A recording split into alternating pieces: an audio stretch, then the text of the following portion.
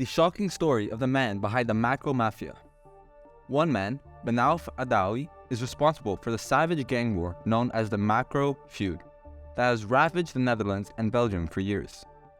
Adaoui, a charismatic and astute commander, was crucial in the outbreak of the famed feud between Moroccan and Dutch criminal organizations. His tale of ambition, betrayal, and carnage illuminates the underbelly of Europe by exposing its inner workings. Early years. Benaouf Adaoui was born in the Netherlands in 1987 to Moroccan parents. He was up in Amsterdam's Bijlmermeer neighborhood, which is well known for its drug-related criminality and gang activities. Adaoui, like many other young people in his neighborhood, fell into crime with little resistance.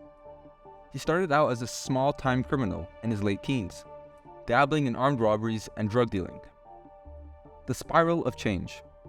When Adaoui teamed up with legendary Dutch-Moroccan gang leader Mocro Maffia in 2010, his life took a dramatic turn. The beginning of Adaoui's ascent to power with his alliance.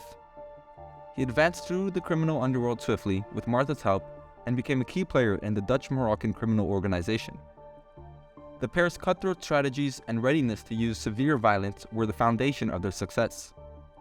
They collaborated in several high-profile murders and shootouts, strengthening their control over the lucrative narcotics trade in the Netherlands and Belgium. Starting of the Mocro Feud. The start of the Mocro Feud can be attributed to a profitable narcotics deal that went wrong in 2012 between Adaoui's gang and another Dutch-Moroccan criminal organization.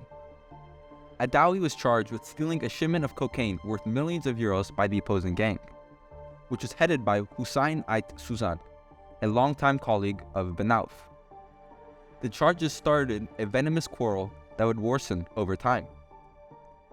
A string of tit-for-tat killings, frequently committed in broad daylight and in front of horrified witnesses, defined the conflict.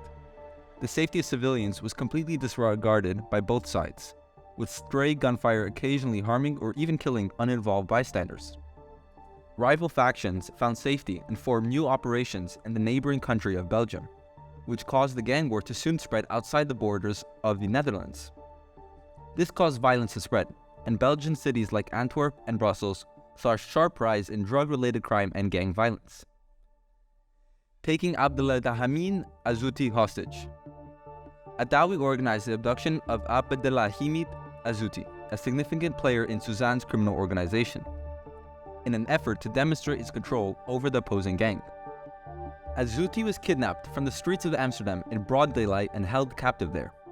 This egregious behavior heightened the conflict and sparked a string of retaliation attacks by Suzanne's gang. The murderous attempt. Benaouf Adaoui narrowly avoided an attempted murder on October 1, 2012, in Amsterdam's Watergraafsmeer district. Adaoui and his companions were ambushed by a group of armed gunmen as they were seated in their car. Adaoui survived many gunshot wounds and escaped without being apprehended. The Mocro Feud underwent a paradigm shift as a result of the botched assassination attempt. It illustrated the lengths to which the competing gangs were prepared to go in order to remove their rivals and revealed the extent to which the battle had spiraled out of control. Following the assault, the Dutch government initiated a broad campaign against organized crime that specifically targeted Adaoui and other Mocro Feud leaders. Arrest and detention. Benaouf Adaoui was detained in December 2012 and eventually found guilty for his involvement in the shooting death of Najab Boubou, a member of a rival gang, in Antwerp earlier that year. Adaoui was given a sentence of 12 years in prison, which was later reduced to 10 years on appeal. Adaoui managed to control his criminal business from behind bars while being in prison. The Mocro Feud was still going strong, with both sides still waging brutal battles on the streets of Belgium and the Netherlands. The closing of the Mocro Maffia. Mocro Maffia, Benaouf Adaoui mentor and business partner, was shot and killed in front of an Amsterdam cafe in May 2014. The murder of Martha, a key player in the criminal Dutch-Moroccan network, signaled a significant uptick in the Mocro Feud. It proved that no one was immune to the cycle of violence that had engulfed the criminal underworld, regardless of how strong they were. Using a helicopter to flee. Authorities in the Netherlands discovered a bold plan to release Benaouf Adaoui from custody in October 2017. The idea was for a squad of heavily armed men to commandeer a helicopter, land it in the jail yard, and fly Adaoui to safety. The authorities caught the would-be kidnappers and put the prison on lockdown, but the plot was thwarted at the last second. The Mocro Feud legacy. The Mocro Feud has irreparably altered the criminal scene in Belgium and the Netherlands. Numerous young men of Moroccan heritage have been among the sores of the people who have died as a result of the fighting. Additionally, it has significantly increased drug-related crime and gun violence in both nations.